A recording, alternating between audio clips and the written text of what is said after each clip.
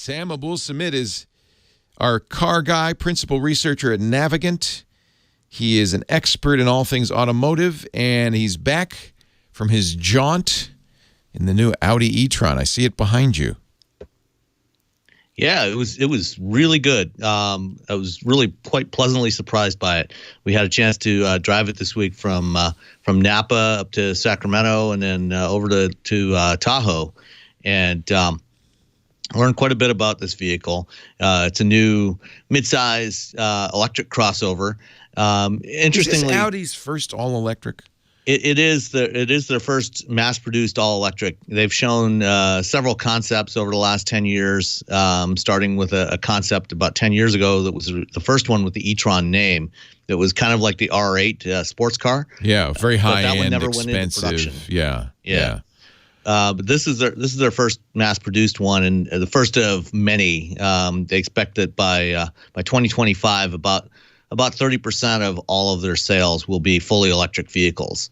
So they're really making a significant shift over to electric. We should point out that some of this is related to Dieselgate, right?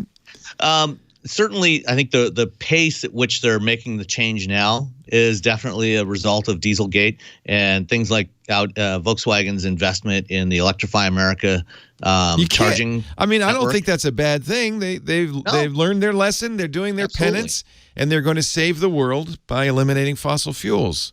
Yeah, I mean, development of this stuff started before Dieselgate happened, but it's certainly they're increasing the pace of this. Good. And the Electrify America charging network is kind of interesting, especially for this vehicle. We had a chance to at our lunch stop. We had a chance to top up the batteries in our vehicles, and they showed us some data on the actual charging rates on these things. So most EVs support DC fast charging. So you can they're all at least 50 kilowatts charging rates. Tesla's superchargers, current generation superchargers, are about 120 kilowatts. Ooh, that's really fast. Okay, so that's and more kilowatts means faster charging. Yeah, so that's basically it's kind of like how many gallons per minute you're putting of fuel into your tank, the equivalent of that. The version 3 supercharger that Tesla announced a couple of months ago, but which isn't actually available yet. There's I think one prototype station out there, supports up to 250 kilowatts. But the thing about all of these fast charging stations is, in order to protect the battery, once the battery gets to a certain state of charge, they start ramping down the charge rate. So they slow it down so you don't overcharge the battery and you don't overheat the battery. And with the version 3 superchargers that go to 250 kilowatts, they actually only stay there for a very short period of time, like when the battery's up to about 15% charged. So from 0 to about 15% charged, it's at 250, and then it starts to ramp down. And by the time it's up to 50% charged, so half a charge, you're down to under 150 kilowatts. And so it slows down, but it protects the battery, which is important. It protects the battery. Yeah.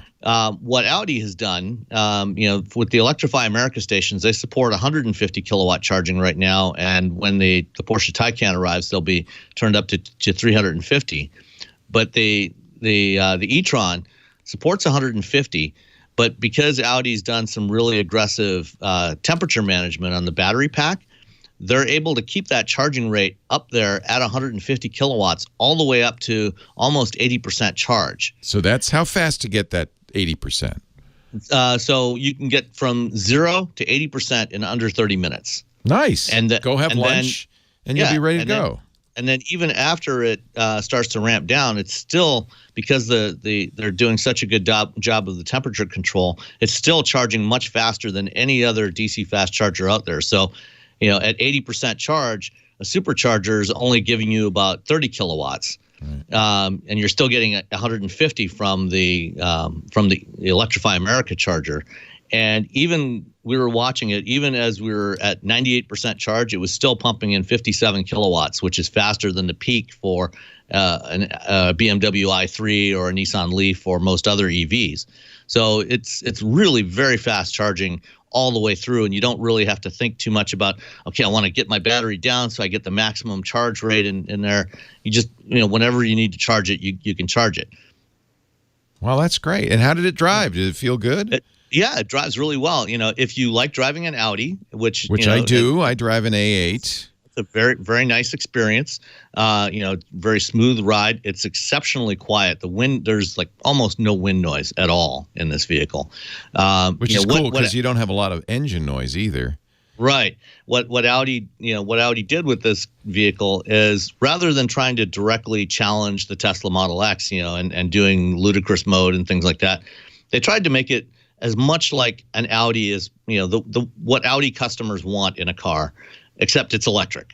And so it's got, very nice interior finishings, great materials and fit and finish. It's very quiet, rides really well. It handles surprisingly well. We drove up Sage Canyon Road out to Sacramento, and, for a vehicle that weighs over 5,500 pounds, it handles remarkably well. One of the interesting details inside, Audi, in your A8, you've got that MMI control knob on the dashboard. They don't use a touchscreen. The e-tron is their first Audi to adopt a touchscreen display, but it's not like your typical, tapping on your iPad or in your Tesla, where you just tap on things and it responds. It's actually more like it's got haptic feedback, and it behaves more like current Apple trackpads on the MacBooks. So you feel the click. Yeah, you actually have to press a little bit. So it's like pressing a button, and you get that feedback. So it feels like you're pressing a switch, except there's it's obviously just a sheet of glass there, which takes a little bit of getting used to. And because it's still a touchscreen, you still have to look at it to it's not like that's the reaching risk, over of course, twisting the knobs. Does it have voice assist as well? It does, yeah. It does have voice control. It has built-in Madam A, right in the infotainment system. So you just press the voice button. Not Apple's CarPlay or Android Auto. It has CarPlay and Android Auto support as well. It's kind of got everything. Yeah, so you've got everything covered in there. So you got Siri, you got Google Assistant if you want it, or you have Madam A. Just press the voice button on the steering wheel, and you can use any of your regular Madam A commands just like you would with an Echo at home. Wow. So is this one of those cars where if you have to ask how much it costs, you can't afford it?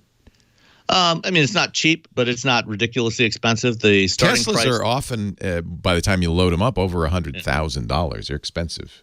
Yeah, no, this one, the e-tron starts, the base model is the Premium Plus trim. It starts about $75,000. Okay, so it's in that ballpark. Prestige is $81,000. Yeah. And that, the Prestige, you basically have all the options. Like there's a few other options available. And then you still have the full $7,500 tax credit available on this, the federal tax credit. Because they just started. They haven't used up their allotment. So this is the good news is we're now going to start seeing more and more traditional car manufacturers make credible offerings in this electric field. I'm excited about that because I like driving electric. Yeah, no, we've got a lot of interesting mainstream models, like we talked about the Niro before, and the Hyundai Kona EV, and you've got some premium models like the e-tron, the Jaguar I-Pace, the upcoming Porsche Taycan. So there's a lot of great choices for electric vehicles now. Sam Abul-Samid, he is the car guy, principal researcher at Navigant Research, and always a welcome guest on our shores. Thank you, Sam, for that report. You can read all about it at his website, by the way. We should add your website to the lower third, except it's probably too long to fit in. Yeah. It's samabulsamid.com.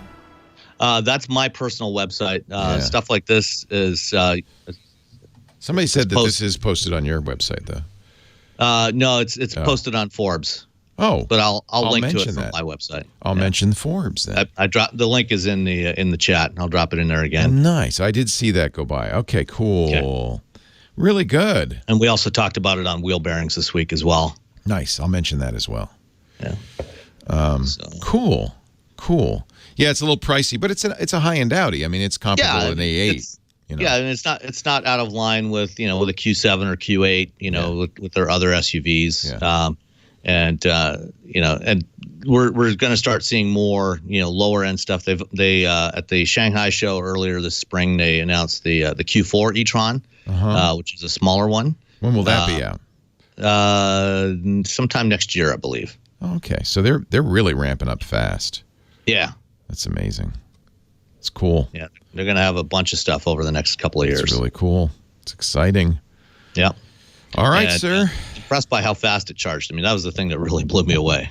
And those are going to be pretty common everywhere, these new Electrify America chargers? Yeah, there'll be almost 500 of them by July 1st. What? Across the country. Wow. There's one just down the road from you. I forget where it is now, towards Mill Valley. But before you get there, there's 2 in Sacramento. So there's a bunch of them in the Bay Area, or there will be over the next couple of months. Good news. In the next 3 years, there will be 2,000 Electrify America stations. Wow. That's really important, I think. One of the reasons I bought a Tesla is because of the superchargers. Right, and I waited until there was one in Petaluma. Yeah. So, not that I ever use it, but it's nice to know it's there. Yeah, well, and that's the thing. I mean, most people that are going to buy something like this are going to have a place to park it, and it actually comes with a home wall charger. So you get one. It's bundled in the front trunk, and you just hang it up on the wall in the garage. If you've got a NEMA 1450 outlet in your garage, you can just plug it in. You're good to go. Nice. And if you don't, they have a deal with Amazon to connect you with certified installers. So they're being very serious about all this. Oh yeah. Yeah. Yeah. Yeah. How exciting.